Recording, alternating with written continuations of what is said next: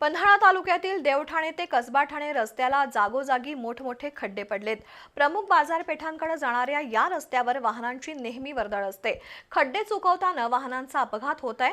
एखादा जीवघेणा अपघात होण्यापूर्वी संबंधित विभागाने या मार्गावरील खड्डे मुजवावेत अशी मागणी होतीये।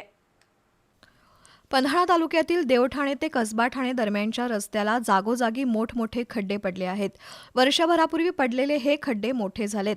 वाहन चालवताना कसरत होतीये। माझगाव, खोतवाडी, देवठाणे परिसरातील नागरिकांना पुनाळ, कोतोली, कळे, बाजार भोगाव बाजारपेठेकडे जाण्यासाठी हा सोयीचा मार्ग आहे।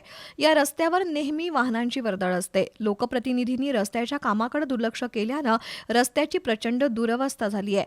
दरम्यान कसबा ठाणे गावच्या स्मशान शेडजवळ शेतीच्या पाईपलाईनसाठी रस्त्याच्या मधून खुदाई केली आहे, पण त्या ठिकाणी पॅचवर्क केलेलं नाही। या ठिकाणी चर आणि ठिकठिकाणच्या खड्ड्यांमुळे या मार्गावर अपघातांची संख्या वाढली आहे। काही दिवसांपूर्वी मोटरसायकलचा अपघात होऊन देवठाणेमधील एक युवक गंभीर जखमी झालाय। या मार्गावरील खड्ड्यांचं पॅचवर्क करावं अशी मागणी होत आहे। रोडच्या दरम्यान पाईपलाईनसाठी जी रस्त्याची खुदाई केली आहे, त्या खुदाईचे खड्डे न भरल्यामुळे गाड्या घसरून व खड्डे रात्रीचे दिसले नसल्यामुळे अपघात होत आहेत।